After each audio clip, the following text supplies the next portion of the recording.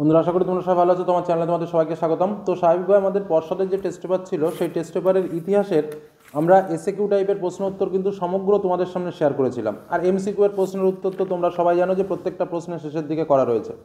তো স্বাভাবিকভাবে প্রত্যেকটা ইতিহাসের প্রশ্নে কিন্তু কিছু কিছু ম্যাপ পয়েন্টিংগুলোও রয়েছে, তোমরা ভালো করেই জানো। তো আমি তোমাদের জন্য কি করেছি, এই টোটাল টেস্ট পেপারে যত ম্যাপ পয়েন্টিং আছে সমস্ত ম্যাপ পয়েন্টিং এক জায়গায় করে তোমাদের সামনে আজকে তুলে ধরবো। এটা কিন্তু তোমাদের পক্ষে খুবই উপকারে কাজে লাগবে এবং তোমরা দেখবে যে এর বাইরে পরীক্ষাতে থাকবে না, এর মধ্যেই তোমরা পরীক্ষাতে কমন পাবে। তো চলো পরপর ম্যাপ পয়েন্টিংগুলো একটু দেখে নিই, তোমরা প্রয়োজনে একটু বুঝে নাও বিষয়টা।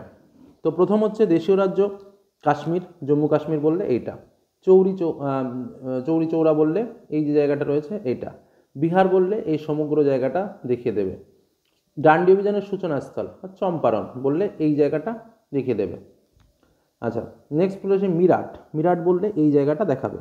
অযোধ্যা বললে এই যে পয়েন্টটা রয়েছে এই পয়েন্টটা দেখাবে। আমার পেনের মাথার দিকে লক্ষ্য করো, এই পয়েন্টটাকে অযোধ্যা বলে দেখাবে। ঝাঁসি বললে এই পয়েন্টটাকে দেখাবে, ঠিক আছে। আচ্ছা, লখনৌ বললে এই পয়েন্টটাকে দেখাবে, ঠিক আছে। আচ্ছা, তারপরে চলে আসো সাঁওতাল বিদ্রোহের এলাকা ভাগলপুর বললে এই পয়েন্টটাকে দেখাবে, ভাগলপুর, ঠিক আছে। আচ্ছা, রংপুর বিদ্রোহের এলাকা বললে এই যে স্কেচ করা যে জায়গাটা রয়েছে এই জায়গাটাকে দেখাবে। যশোর বললে এই জায়গাটাকে দেখাবে। নদিয়া বললে এই জায়গাটাকে দেখাবে, একদম পুরো পেনের মাথায়, ঠিক আছে। তারপরে দেখো Hindu college, actually Kolkata Presidency college, তো এই পয়েন্টটাকে দেখাবে। বারাসাত বিদ্রোহ এলাকা এই যে পয়েন্টটা রয়েছে নিচের দিকে এই পয়েন্টটাকে দেখাবে।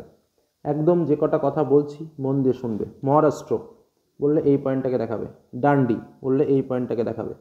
গুজরাটের খেদা বললে এই জায়গাটাকে দেখাবে। গোয়া বললে এই জায়গাটাকে দেখাবে। হায়দ্রাবাদ বললে এই জায়গাটাকে দেখাবে। পন্ডিচেরি বললে এই জায়গাটাকে দেখাবে। ওকে, আরেকটা ম্যাপ পয়েন্টে যাব। আচ্ছা, মিরাট মহাবিদ্রোহের কেন্দ্র ঝাঁসি। জুনাগড় বললে এই জায়গাটাকে দেখাবে। মহারাষ্ট্র বললাম। অন্ধ্রপ্রদেশ বললে এই জায়গাটাকে দেখাবে। কলকাতা ব্রিটিশ ভারতের রাজধানী বললে এই পয়েন্টটাকে দেখাবে। যশোর বললে উপরের দিকে দেখাবে। আর যদি বলে বারাসাত এই পয়েন্টটাকে দেখাবে, আমি ওটাতেও দেখালাম। তমলুক বললে এই পয়েন্টটাকে দেখাবে। আচ্ছা, নদিয়া নীল বিদ্রোহের কেন্দ্র বললে এখানে নদিয়াকেই দেখাবে। আচ্ছা, তারপরে চট্টগ্রাম বাংলার বিপ্লবী আন্দোলনের কেন্দ্র এই জায়গাটাকে দেখাবে। আচ্ছা, ভারত ছাড়ো আন্দোলন অনেকে বলতে পারে আন্দোলনের কেন্দ্র, যদি বলে তাহলে কিন্তু তমলুককে দেখাবে, ভারত ছাড়ো আন্দোলনের কেন্দ্র, ঠিক আছে। আচ্ছা, তারপরে আর যেটা রয়েছে দেখো দেশীয় রাজ্য জুনাগড় বললে এই পয়েন্টটাকে দেখাবে। এই যে কটা পয়েন্ট তোমাদের সামনে তুলে ধরলাম, এই কটা পয়েন্টই বারবার আমাদের যে প্রশ্ন রয়েছে সেই প্রশ্নে কিন্তু রিপিটেশন হয়েছে। এবং আমি আশা রাখছি যে মাত্র এই যে কয়েকটা পয়েন্ট তোমাদের সামনে তুলে ধরলাম, ঘুরে ফিরে তোমরা এখান থেকেই 4টে ম্যাপ পয়েন্টিং পরীক্ষার হলে পাবে। এবং তোমরা খুব ভালো করেই জানো এই 4টে ম্যাপ পয়েন্টিং করলে কিন্তু 4 মার্ক পাওয়া যায়। এবার আসি 2-3টে কথা, একটু মন দিয়ে তোমরা বুঝে নাও, শুনে নাও।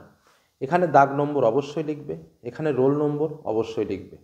এই মুহূর্তে তোমরা যে ম্যাপটি আমার স্ক্রিনে দেখতে পাচ্ছ ঠিক এরকমই কিন্তু তোমরা ম্যাপ পাবে।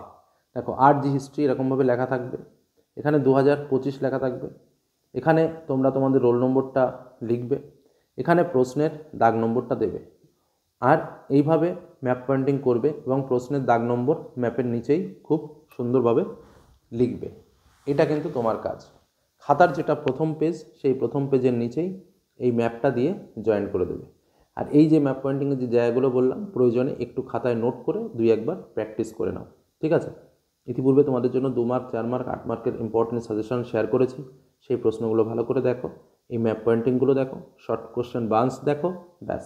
আশা করি এখান দিয়ে তোমরা সব কমন পেয়ে যাবে এবং পরীক্ষা খুব ভালো হবে। ধন্যবাদ।